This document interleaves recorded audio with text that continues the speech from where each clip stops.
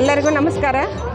ಜಿಲ್ಲಾಡಳಿತ ಮತ್ತು ಜಿಲ್ಲಾ ಆರೋಗ್ಯ ಅಧಿಕಾರಿಗಳ ಕಚೇರಿ ಹಾವೇರಿ ಹಾಗೂ ಜಿಲ್ಲಾ ಕ್ಷಯರೋಗ ನಿಯಂತ್ರಣ ಕೇಂದ್ರ ಹಾವೇರಿ ಮತ್ತು ತಾಲೂಕಾ ಆರೋಗ್ಯಾಧಿಕಾರಿಗಳ ಕಚೇರಿ ಮತ್ತು ಇತರ ಸಂಘ ಸಂಸ್ಥೆಗಳು ಮತ್ತು ಓಂ ವೈದ್ಯಕೀಯ ಹಾಗೂ ಶಿಕ್ಷಣ ಸಂಸ್ಥೆ ರಾಣೆಬೆನ್ನೂರು ಇವರ ವತಿಯಿಂದ ಸಹಕಾರದೊಂದಿಗೆ ಪ್ರಧಾನಮಂತ್ರಿಗಳ ಕ್ಷಯಮುಕ್ತ ಭಾರತ ಅಭಿಯಾನದಡಿಯಲ್ಲಿ ತೀವ್ರಗೊಳಿಸಿದ 100 ದಿನಗಳ TB ಆಂದೋಲನವನ್ನು ನಾವು ಇವತ್ತು ಹಾವೇರಿ ಜಿಲ್ಲೆ ರಾಣೆಬೆನ್ನೂರು ತಾಲೂಕಿನಲ್ಲಿ ಹಮ್ಮಿಕೊಂಡಿದ್ದೀವಿ.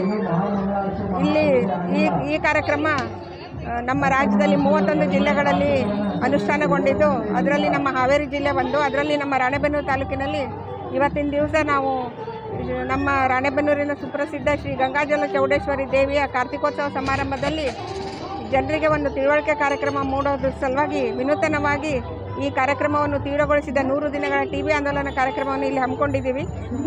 ಇದರಲ್ಲಿ ನಿಮಗೆ ಗೊತ್ತಿದ್ದಂಗೆ ಇದು 7ನೇ ತಾರೀಕು ಡಿಸೆಂಬರ್ 2024ರಿಂದ ಮಾರ್ಚ್ 17, 2024ರವರೆಗೆ ಈ ಕಾರ್ಯಕ್ರಮವನ್ನು ಆಂದೋಲನ ರೂಪದಲ್ಲಿ ಮಾಡ್ಕೊಳ್ತಾ ಇದ್ದೀವಿ. ಅದರಲ್ಲಿ ನಮ್ಮಲ್ಲಿ ಇರುವಂಥ ಎಲ್ಲ ರೋಗಿಗಳನ್ನು ನಾವು ಪರೀಕ್ಷೆ ಮಾಡೋದು ಮತ್ತು ಅವರಿಗೆ ಉಚಿತವಾಗಿ ಚಿಕಿತ್ಸೆಯನ್ನು ನೀಡೋದು ಈ ಕಾರ್ಯಕ್ರಮದ ಮೂಲ ಉದ್ದೇಶ.